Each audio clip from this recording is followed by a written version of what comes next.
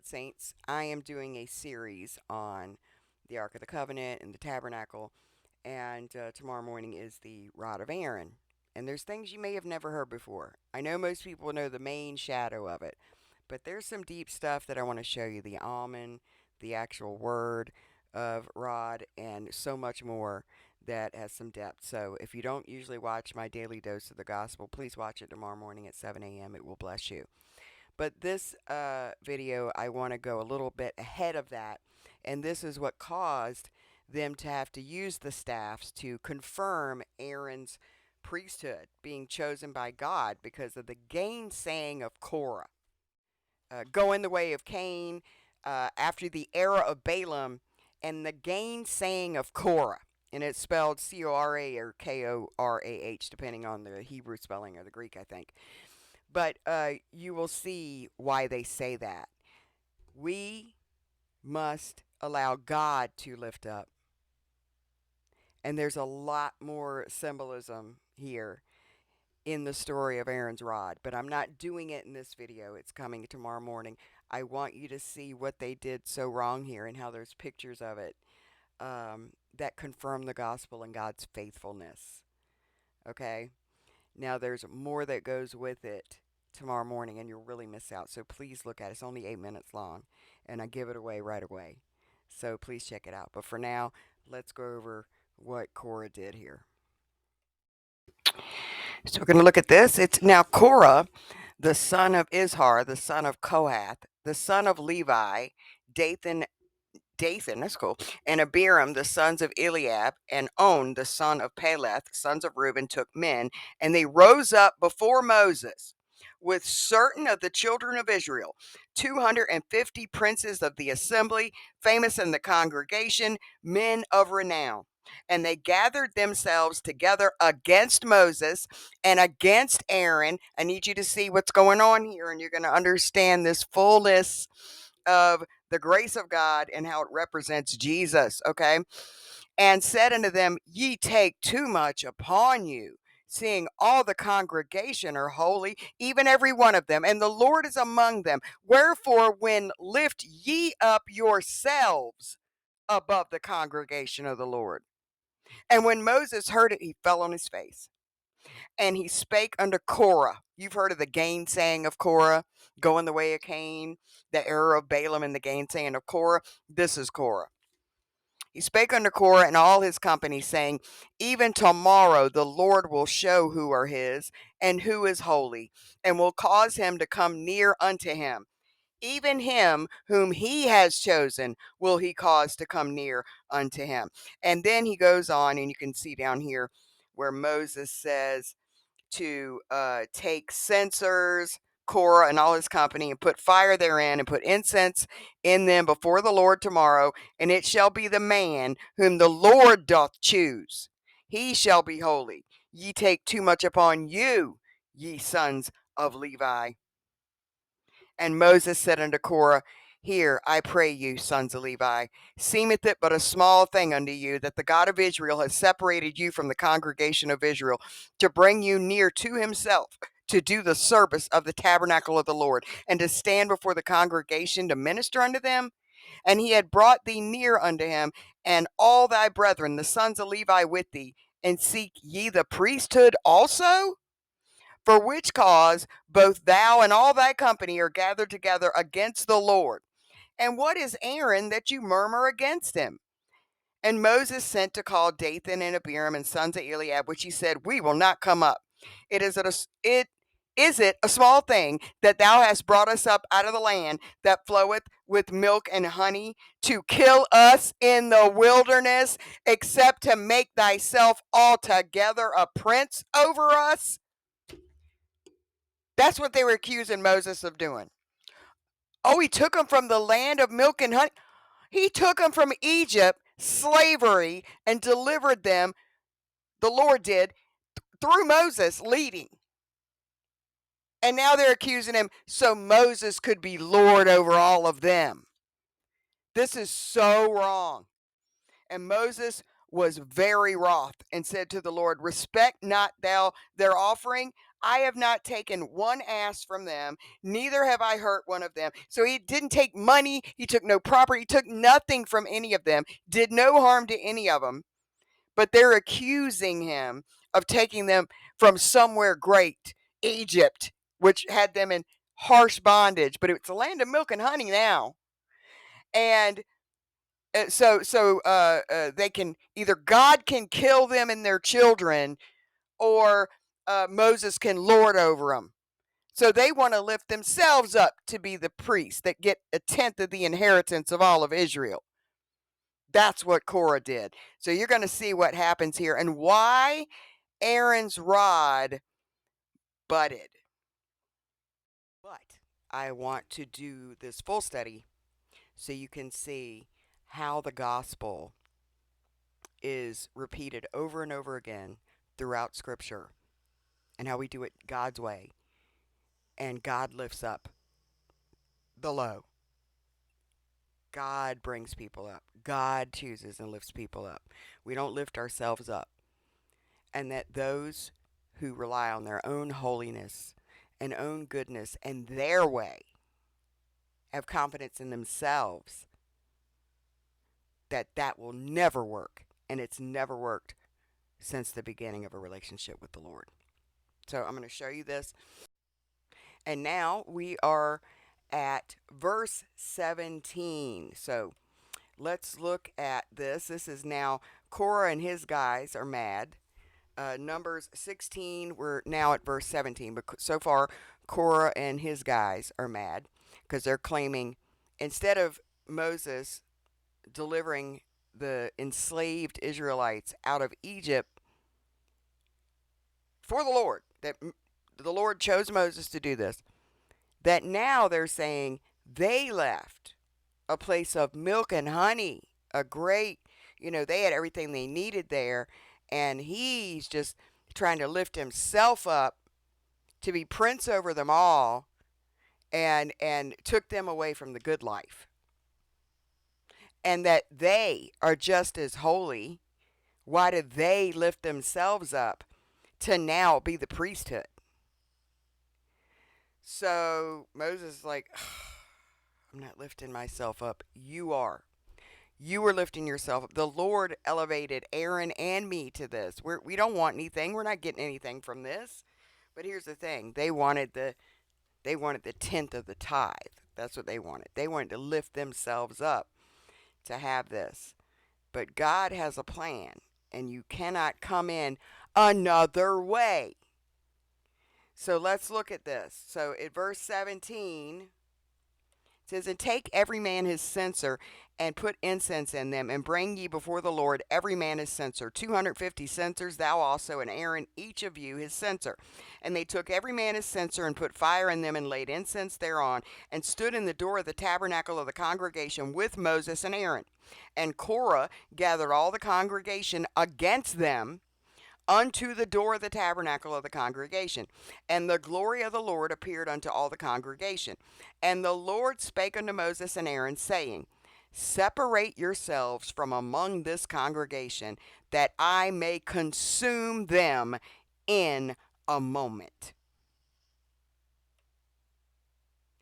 And they fell on their faces and said, O God of the spirits of all flesh, shall one man sin, and wilt thou be wroth with all the congregation?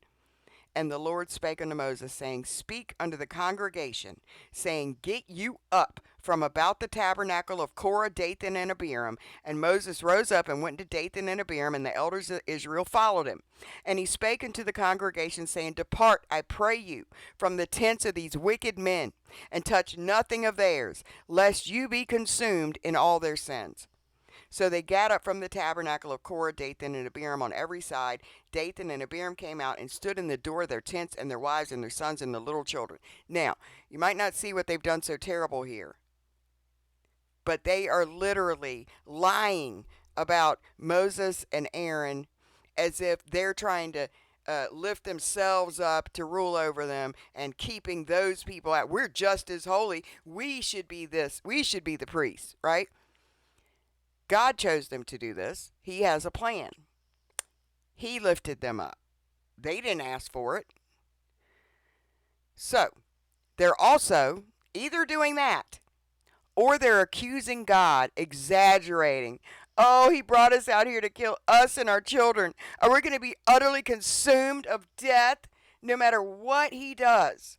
Brings water out of rocks and splits the sea. It doesn't matter.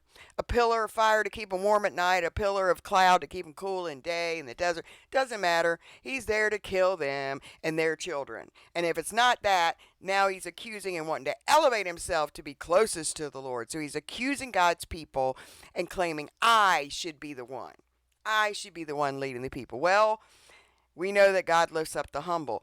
Somebody that wants to be leader probably shouldn't be. They're usually seeking it for their own glory, vanity, self-serving reasons. And that's obviously what's going on here. Moses didn't want it. It was responsibility. He cared for these people. He's like, they're difficult. We don't want to do this. God chose them. Okay? The Gainsaying of Korah is he wanted what he thought was benefit to lift himself up, but accusing the ones that God lifted up as if they're lifting theirself up. But they're not. You see over and over again in scriptures where God lifts people up. Go to, look, here's a couple. 1 Samuel 2:8. He raiseth up the poor out of the dust. He lifteth up the beggar from the dunghill to set them among the princes and to make them inherit the throne of glory. For the pillars of the earth are the Lord's, and he has set the world upon them. 1 Samuel 2:7. The Lord maketh poor and maketh rich. He bringeth low, he lifteth up. 1 Samuel 2:6. The Lord killeth and maketh alive. He bringeth down to the grave, and he bringeth up. So we do see pictures of death and resurrection here as well. Now I'm going to get to the meaning of the almond and so forth. And some things you may not have seen in this. But on our morning gospel, it's just going to be a simple, message because it's short. But this, I want it to be in depth. So with that being said, I want you to see what they've done here. Okay? So, if you look, it says, he told them to get away. They have provoked the Lord. If these men, it says, and Moses said, hereby you shall know that the Lord has sent me to do all these works, for I have not done them of my own mind. If these men die the common death of all men, or if they be visited after the visitation of all men, then the Lord has not sent me. But if the Lord make a new thing, and the earth opens up her mouth, and swallows them up with all that appertain unto them, and they go down quick into the pit, then you shall understand that these men have provoked the Lord.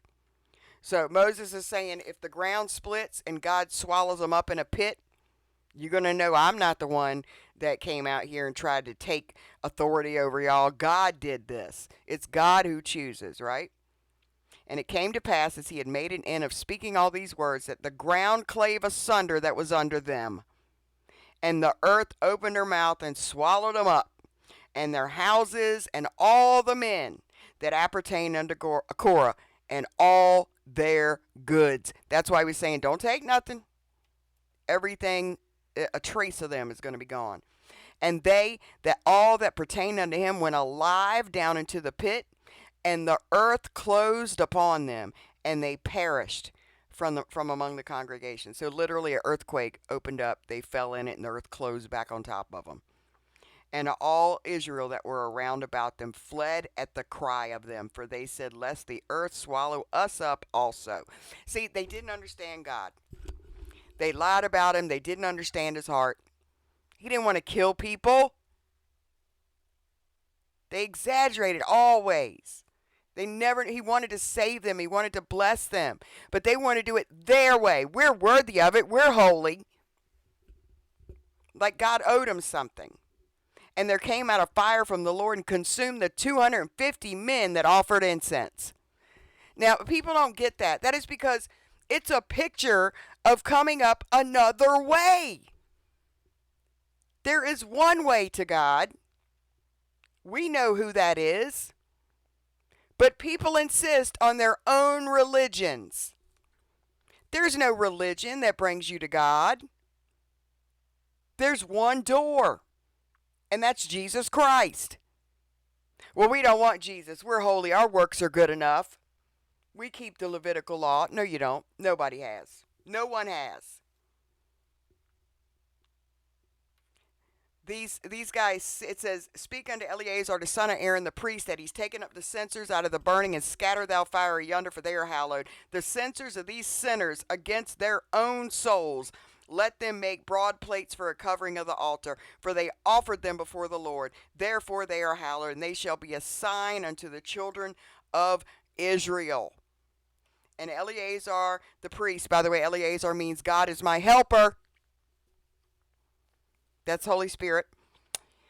Speak unto Eleazar the son of Aaron the priest, that he take up censers out of the burning, and scatter the fire yonder, for they are hallowed. The censers of these sinners against their own souls, let them make these broad plates for the covering of the altar, for they are offered them before the Lord. Therefore they are hallowed, and they shall be a sign unto the children of Israel. And Eleazar the priest took the brazen censers wherewith they that were burnt had offered, and they were made broad plates for the covering of the altar, to be a memorial unto the children of Israel, that no stranger which is not of the seed of Aaron come near to offer incense before the Lord, that he be not as Korah and his company, as the Lord said to him by the hand of Moses. But on the morrow all the congregation of the children of Israel murmured against Moses and against Aaron, saying, you have killed the people of the Lord. They did no such thing. And it came to pass, when the congregation was gathered against Moses and against Aaron, they looked toward the tabernacle of the congregation, and behold, the cloud covered it, and the glory of the Lord appeared. And Moses and Aaron came before the tabernacle of the congregation, and the Lord spake unto Moses, saying, get you up from among the congregation, I may consume them in a moment. And they fell on their faces, and of course he interceded. And there was more. This is a long story. Okay, there was a plague that came on them again. They would not listen. They would not do it God's way. Okay, this is a picture. All right, let me show you something. Now, as far as Aaron's rod, the way they eventually proved it is they had all the tribes of Israel put a rod as a staff as the head of each family name on it, and they put it all together. It was 13 together. Aaron's rod included. Laid them there, and the next day, one buds, grows. There's like little almonds and almond leaves, bringing life to the dead stick. Okay, we can clearly see what that represents, and that's what tomorrow's message is. But listen here. That confirmed to them, look, God chooses who he wants to elevate, and he does it his way. You think you're holy, you're not. You are not worthy to approach God's throne. We also see thinking your works are going to impress God. It doesn't. If you come in another way, it is death. We see that with the Sabbath. We see this story over and over again in the scriptures. And people think God's being mean. No, he's showing you the one way, his grace. You don't do it your way. He sent the way. The only way, because he's just, and no man is perfect. Heaven is perfect. We must be born again. New bodies to go with our new living spirit, because sin cannot enter heaven or it wouldn't be perfect. We've got to understand that this is why Jesus is the one who gives life. So let me show you something here. Korah represents not only that God lifts up people, God chooses how he is going to relate to us. God lifts people up. Our works don't impress him, but we come up his way. And if you come up another way, it is death. And those that he chooses to lead, and somebody else comes here, well, how come you're doing that? Why are you elevating yourself? They're not elevating themselves. God's elevating them. But they don't usually want the position. You know, you hear a lot, I wish I could be like a prophet. That's why you're not.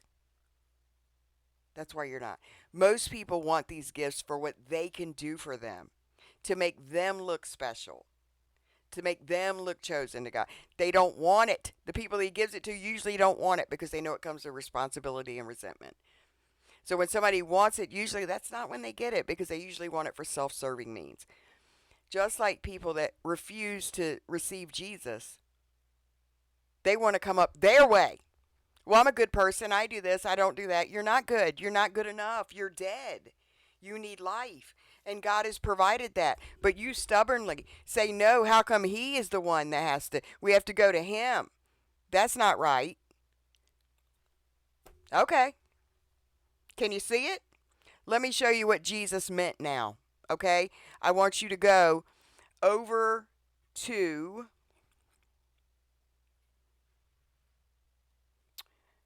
John 10. All right? Go to John 10, starting right at the beginning. Verily, verily, I say unto you, he that entereth not by the door into the sheepfold, but climbeth up some other way, the same is a thief and a robber. But he that entereth in by the door is the shepherd of the sheep. To him the porter openeth, and the sheep hear his voice, and he calleth his own sheep by name, and leadeth them out. When he putteth forth his own sheep, he goeth before them, and the sheep follow him, for they know his voice. And a stranger will they not follow, but will flee from him, for they know not the voice of strangers. Okay? So the reason the Pharisees couldn't understand Jesus' speech is because they weren't his sheep.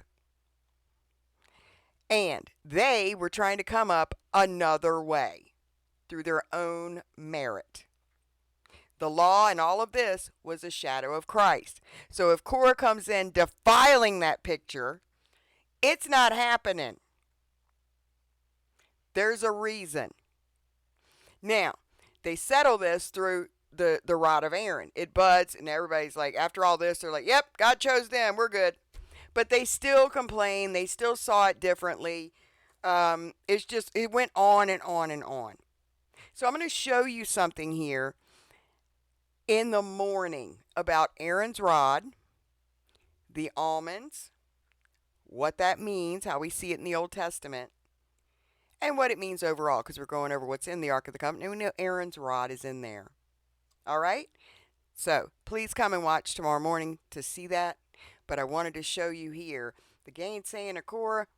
That's what this is. And it's all a picture of the gospel. God bless you.